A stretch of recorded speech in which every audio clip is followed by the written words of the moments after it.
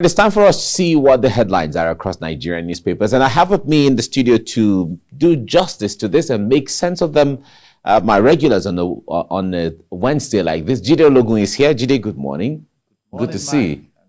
You're welcome. Very good. And I also have Tunji Abdulhamid here. Today is his birthday. Tunji, good morning. Good morning, thank you very much. And you're dressing, in fact, they should just bring the cake so that we can put it here, and then from here, we go to any of the hotels and then we enjoy, for lunch. But Sanju is already taking care of that. Oh, okay. He's fasting. Oh, yeah. We can have our sessions. We can have our sessions. Don't tantalize him too much. No, we'll have our sessions now, and then we have the Muslim one later in the evening. Thank you very much. And today is also my producer's birthday, Nero Atiba. Happy birthday, man. It's really amazing. All right, now let's begin with the Nigerian Tribune. Let's start from the Tribune here. DSS alleges plans to bomb worship relaxation centers. Tribune said DSS alleges plans to bomb worship relaxation centers. This came out, and a lot of people have been very conscious of it. Daily Sun, DSS alleges plan to bomb worship centers, public places, says criminal gangs forging alliance on terror attack. This is the Daily Sun. We'll certainly be looking at this. And then we have Nigerian News Direct. News Direct says terrorists plan bomb attack on worship relaxation centers, critical infrastructure. DSS is releasing this information and this alert to Nigerians. Advises owners and managers of public places to take extra precautions. And SSS should arrest, prosecute those planning attacks. Adamu is saying this. And Nigerians must avoid crowded areas for safety. Bamboo is saying this. All right. Now that's Nigerian News Direct. The Nation newspaper. Terrorists release photos of 62 train attack hostages. Family members demand action from NSA. Identify abducted relatives. You can see on the front page, if you see the full front page of it, you see that on the front page of the Nation newspaper, even with children. From there, let's go to First News. Train attack emotions as terrorists release photos of kidnapped persons. That's the First News. And now let's go to Daily Times. Let's join hands to defeat insecurity, Buhari tell parties.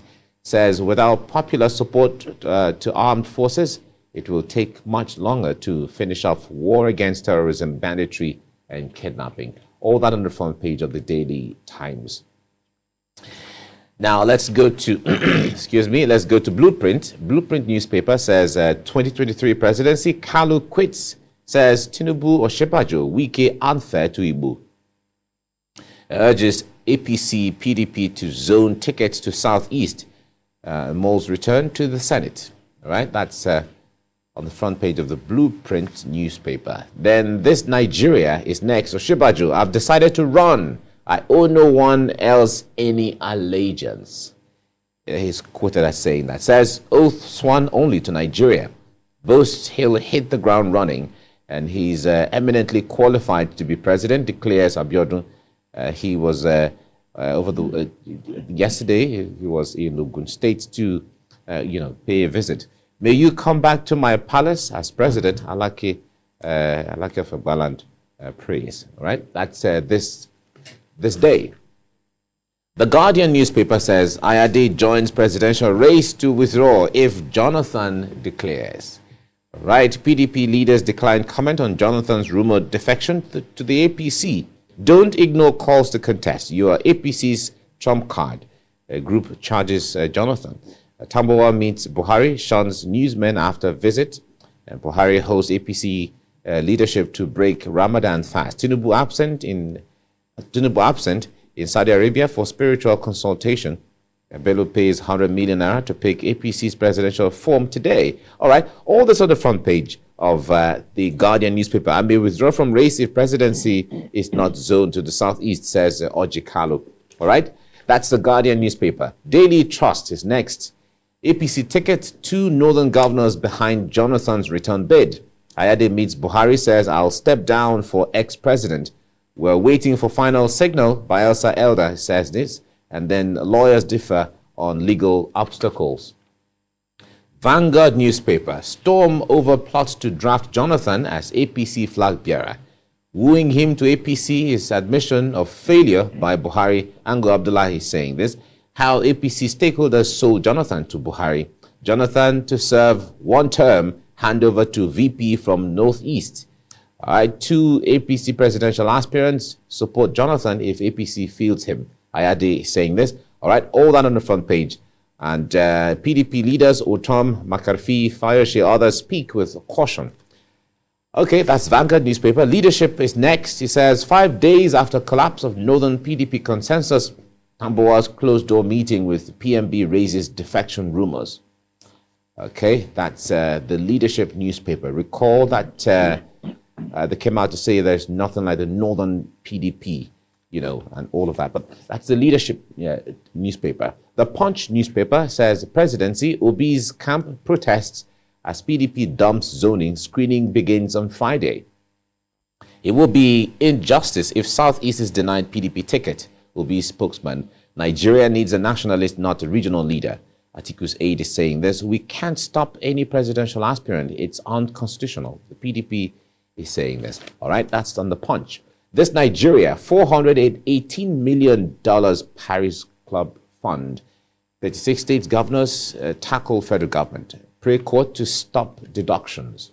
Okay, that's this Nigeria. National economy is the last one we're looking at now. Status change if illegal refineries solution to oil theft. Experts are saying this.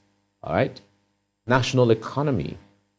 National economy says status change if illegal refineries solution to oil theft. Experts have said this. All right, gentlemen, let's talk about the story on the front page of Nigerian Tribune, Daily Sun, even Nigerian News Direct has it too. The DSS came out to alert Nigerians to the fact that there are plots to bomb,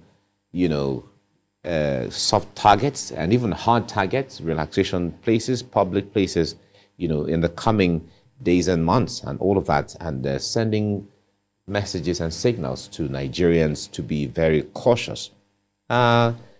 This tells to a great extent that the DSS is working as usual. They have also assured that they're going to, as much as they alert Nigerians, they're going to do everything to ensure that they disrupt those trends. DJ, let me start with you on this.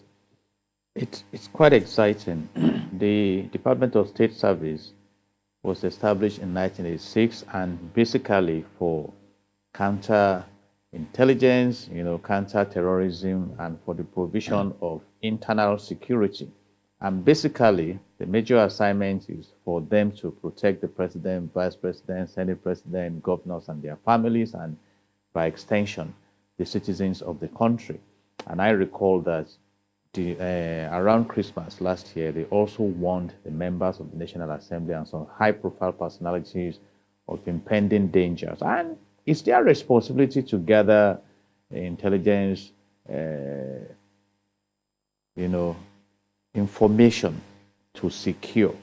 But my concern is that how effective has that been? Right now, the kidnappers, the train attack kidnappers, they have sent the pictures of some of the captives with them. To what extent can we claim as a nation to have gone after the recovery, the rescue of these kidnapped persons, rather than just coming to intimidate the people? I personally, while appreciating this alert, believe that it is intimidating because you are trying to put fear into the people. I don't have to employ a security guard in my house for him to bang my door by midnight that some armed robbers are coming in the morning and things like that. No. What we want to read about is that social number of persons have been arrested for planning this and that. Okay. So were there no intelligence reports towards the train attack, towards the bandits that went to the international airport in Kaduna? So I think they need to wake up and and do service to the nation. Okay. We're looking at the headlines across Nigerian newspapers, and Jide Ologun is here, as well as Tunji Abdulhamid, and we're looking at the headlines. And one of the headlines this morning that we're looking at is the alert from the DSS that there are plans to bomb worship centers, relaxation centers, and public places, soft targets, calling on Nigerians to be very cautious. Now, Tunji, before we went on the break, Jide was saying, of course, we appreciate what the DSS is doing. However, the point there is that if you got intelligence report, go arrest them, and all of that. And also striking a balance between, does this create fear in the minds of people, knowing that, if I go to this, because DSS has said they're going to be bombing, so where should I be? Should I still go and worship? Should I still go and shop? Should I still go and, and things like that? How do we balance that? I think I want to agree with Mr. Ologun that the alert or allegation or whatever you call it, I was thinking they are sending money to us. The allegation. No, this is not money alert. Okay, this is information. This is fear alert. This is information alert. This is not information alert. They are creating fears in the mind of the people, as far as I'm concerned.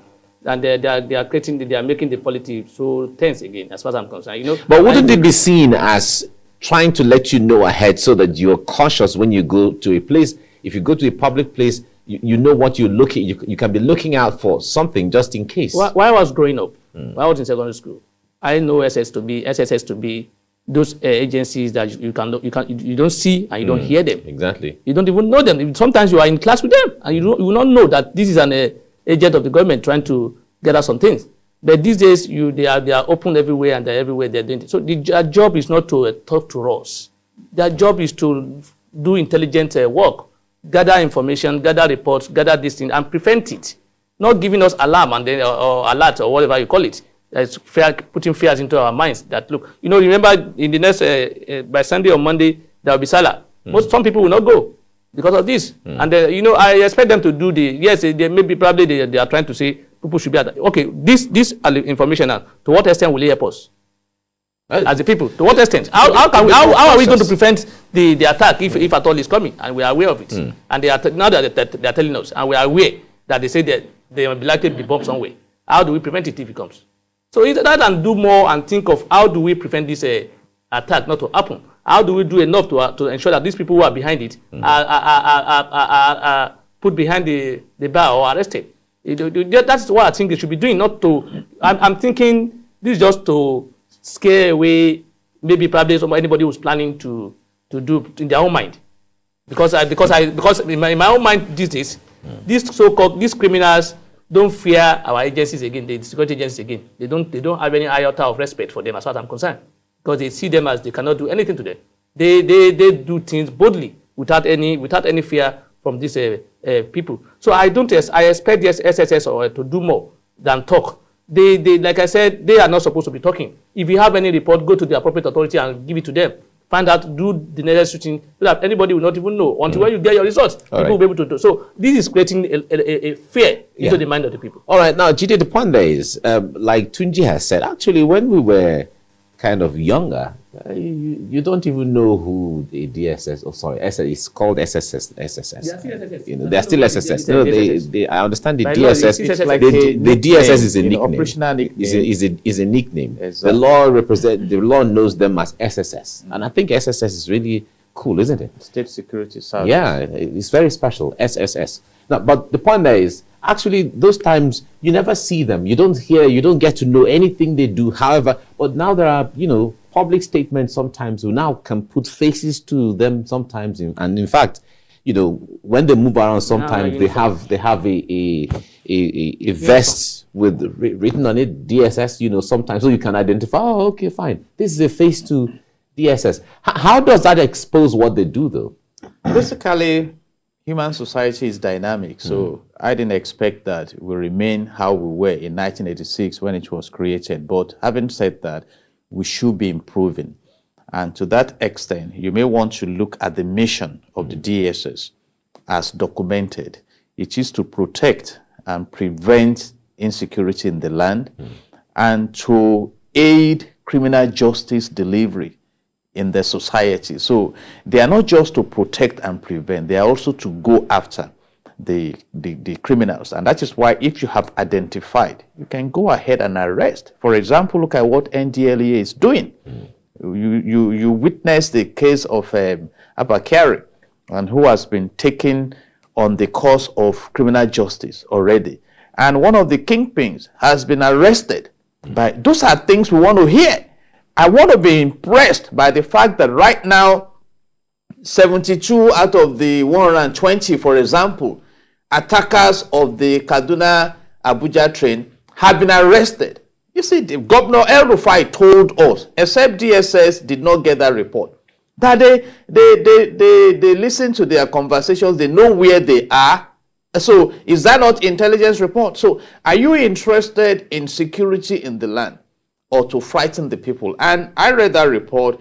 They're also making reference to attacks on infrastructures as it happened in 2015 when there were bombings. Are we now saying that as elections are coming, let's even put the festivities that is coming next week aside, that as elections are coming now, we should expect massive insecurity in the land, which some people are already suspecting that some may not be interested in any election in 2023.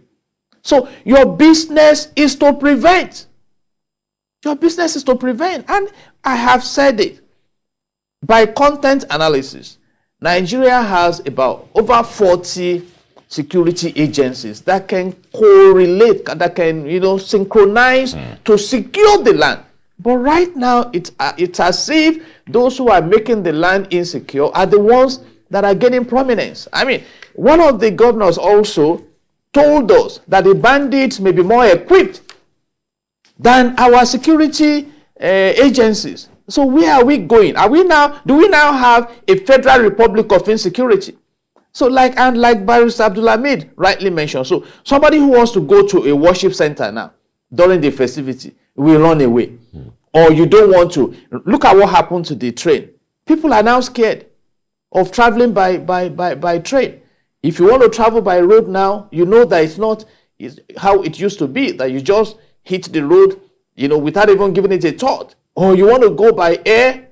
I asked a question this morning. How can it be that in the Federal Republic of Nigeria, the bandits went into an international airport environment on motorbikes? And you are not telling us 7 of them have been arrested and been interrogated. Recently, we got a report that somebody who was going to deliver ransom to the kidnappers or the bandits got arrested. Where is the person? Where is the person? And these are issues. These are issues. And if you become political in your professional engagement in the security arena, then you become ineffective. We don't need to be scared anymore. And may I say this? I think Nigerians have grown thick-skinned to this insecurity. And we look forward to an era where this will pass over us. Okay. So they should please wake up. They have done so well in the past. In the past, when you even hear Mopo, I know, of course. In the past, in fact, those who are rioting, it was almost like soldiers. Mopo, we disperse them. Yeah. But today, the criminals appear to not to be scared of anybody or to be in charge. Okay. We don't want that for Nigeria. All right, let's take it to Tunji. Now, the point there is, if you see the Daily Times, it says, let's join hands to defeat insecurity. That's the president talking to political parties and talking to people and all of that. If we have to deduce from that, when it comes to, working together, to ensure that security is ensured. Do you recall in the Western world, there are people, you see anything around your neighborhood, you pick up your phone, you call. Of course, the policeman, whether they are on patrol, cannot be on every street, in every house, in every, enclave, every moment. They can't be like that but we are there, so we can always, reach out. The Nigerian temperaments, it looks like it doesn't give us the free will to pick up a phone and call the security agents anytime. Temperament, you said? Who Well, are you calling? security Who agents. pick your call? Why would they come and meet you? You see, the reality is that, look, people have realized that, look, there's nobody to call. And even if you call, there will be one excuse or the other. They don't have the capacity. That's just the truth. Except we are deceiving ourselves. The kind of terrorists, the people who are attacking us here are so equipped that, just like Barrister Logun said, Probably they have a more they have a more modern weapon than us, and then they have more. Maybe probably again they have more men than us, because I'm not sure of that, because all this while we have been told the social number of people have been killed, so that, and I'm talking about those bandits. Yet they are not reducing. I don't know how much. Well, we understand they keep recruiting, but the point there is the security agencies have been neutralizing. In fact, reports come out almost these security agencies you are every talking week. about, they are also human beings. How many are they? How many? They are the one to secure the political VVIP or whatever they call them. They are the one to secure the masses of the country. They are the same people to secure. So how many are they? And we're not recruiting. We're not doing anything. And the president is now today shifting his responsibility to me as a citizen. I should join out in commanding the police or commanding the military or you're commanding what? You see, Johnny, and what will he achieve? Do I have anything to fight them? What the president should do is to do his job. Command well. You are the commander-in-chief. If you can't command, you leave it for those who can command. That is the point. You see, we are trying to deceive ourselves and cover things up. You can't tell me. Yes, people have been giving information to the police. People are not even. These people are even scared to go and give information, because when you give information, you become the first target or the first suspect, and then you become something else. So people are not even ready to do that. Or you go, they say, look, we don't have fuel in our car. We can't go there now. Or we don't have the capacity to trace them, or these are so one thing or the other. And I won't blame them, because they are saying the reality. I know of a police station whereby they are the one that will buy their generator for themselves. They will buy fuel by themselves from their salary that they are complaining that is not enough. How do you expect them to perform? So you see, until we put things the way it should do, provide the necessary infrastructure, equip these policemen or the officers, whatever, very well. Let them have all whatever they're looking for. Provide proper insurance for them, so that when they know that if anything happens, they are safe and their family are safe, or they are secure, or something better will come to their family. But in a situation whereby you die as a police officer, a recruit officer, or whatever they call it, your insurance may not be more than 250,000 naira or 500,000 naira. How will you sacrifice your life for that? And when you are even sacrificing your life, those who are committing the crime will be arrested. Tomorrow they will be told you have been given a amnesty. And then you will still be where you are. So you have to change all these issues. Until that is done, we do the thing the way it's done. Don't have sympathy for those who commit crime. We are having sympathy for those who commit crime. And in other words, as far as I'm concerned, we are conniving with them. So that is what I expect our president to be saying. Look, go after these people, fight them, engage them. Okay. Not but he says it. All right. But we don't see the action. That's what I'm saying. Not to tell them to go and see the action. We are not cowards. He has given the mandate to security agents or the agencies to go after these people and then get the culprits. And when they're not delivering, right. what has happened? We have to leave it here now because of time. There's a lot we could have talked about, but thank you so Mr. much. Mike, may I say that some are cooperating with the president. The Olubaka of Oka, my town, is engaging people in town hall meetings on insecurity and things like that. Okay. Some governors are doing well in their states. All right. Let there be consultation. And that's yielding results. And we are leading to this leading us to. All right. Thank you, Tunji Abdulhamid. Thank you very much for coming. Thank you. Jide Ologun, thank you very much. God bless Nigeria.